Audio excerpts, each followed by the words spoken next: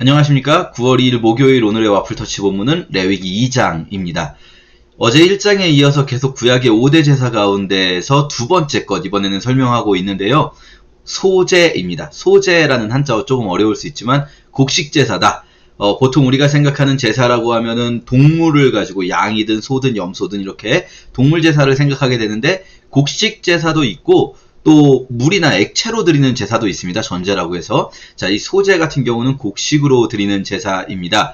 우리가 이 구약의 제사들을 바라볼 때는 제사 규례 자체도 중요하지만 그 규례를 통해서 하나님께서 무엇을 보여주고자 하시는가 이런 것들을 좀 기억할 필요가 있고 또 그 규례를 통해서 보여주시는 그 모습이 궁극적으로 예수 그리스도의 영원한 제사와는 어떤 관계가 있는가 이런 것들을 좀 생각하면서 읽을 필요가 있는데요.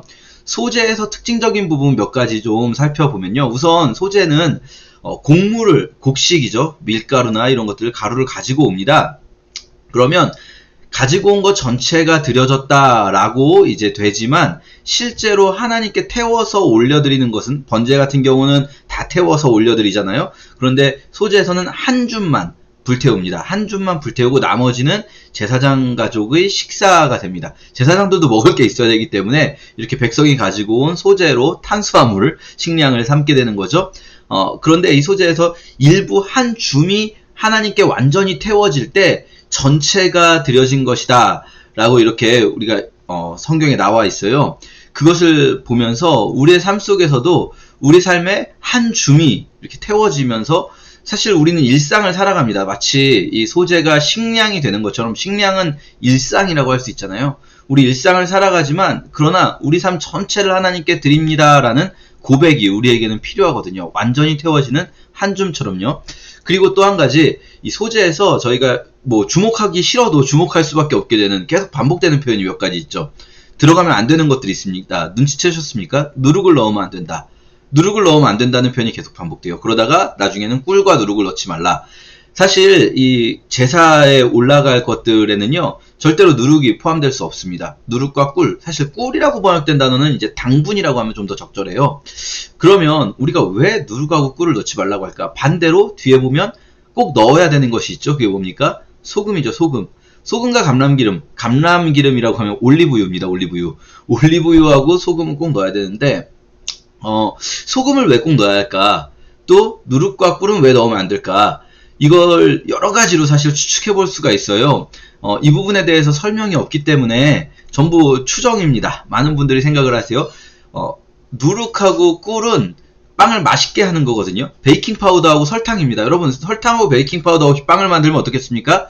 우리 성찬 때 쓰는 것처럼 딱딱해가지고 물론 저는 함께하는 교회에서는 그런 빵 쓰진 않지만 이 딱딱해가지고 말린 밀가루 맛 나는 그냥 정말 밀가루 맛 외에 아무것도 안 나는 빵이 있거든요. 무교병이라고 합니다. 딱딱한 과자 같은 느낌이죠. 구운.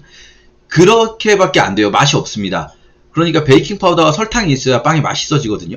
맛을 내지 말라는 의미일 수도 있고요. 뭐 여러 가지 의미로 이제 해석이 되는데 대체적으로 많은 분들이 동의하는 해석 중에 한 가지는요. 누룩 그리고 설탕, 당분은 빵을 부패시킵니다. 오래 보존하기 못하게 해요. 저희가 출애굽기 할 때도 말씀드렸었거든요. 출애굽할 때 누룩을 넣으면 안 되는 이유가 누룩을 넣으면 광야에서 보존되지가 않습니다. 금방 곰팡이가 쓸어버려요. 누룩을 넣지 않고 설탕을 넣지 않으면 긴 보존 기간을 가지고 갈 수가 있는 거죠. 소금도 마찬가지입니다. 소금 같은 경우는 물론 여기서 소금도 왜 넣는지에 대한 자세한 설명이 나와 있진 않지만 소금은 뒤에 계속해서 민수기에서도 그렇고 나중에도 구약에서 언약을 상징하는 것입니다. 소금은 언약의 영원성을 상징하거든요. 왜 소금이 언약의 영원성을 상징할까에 대해서는 추정이 필요해요, 이제. 그러나 소금이 언약의 영원성을 상징한다는 것 자체는 저희가 성경에서 충분히 찾아볼 수가 있습니다. 아마도 소금이 고대의 방부제 효과를 내는 것으로 사용이 되었던 것 같아요. 또는 어떤 분들은 언약을 맺을 때 그런 어떤 소금의 방부제적인 성격 때문에 서로 소금을 먹으면서 이제 도시 국가들끼리의 계약을 할 때 소금을 통해서 계약을 했다. 이런 이야기를 하기도 하는데 어쨌든 확실한 것은 영원성을 상징합니다.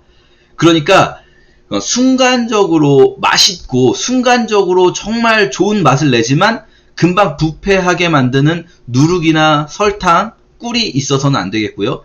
대신에 영원성을 상징하는 소금을 넣어야 한다. 이것이 무엇에 들어갑니까? 하나님께 드려지는 제물, 하나님께 우리 자신을 바치는 이 제사에 들어가야 되는 거죠.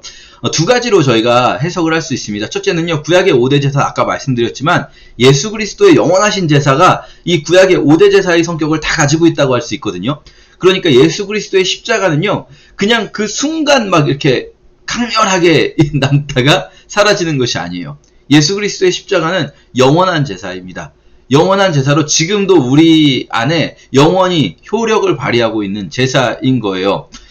그렇게 생각할 때 우리가 예수님을 만난다는 것도 어떻게 보면은 막 신앙이 어딘가에서 뭐 설교를 듣거나 뭔가 집회에 참여하거나 그래서 막 갑자기 막 엄청 뜨거워졌다가 쓱 식어버린다면 이건 이제 마치 베이킹 파우더 넣고 꿀을 넣은 것 같은 빵이라고 할 수 있어요. 그쵸?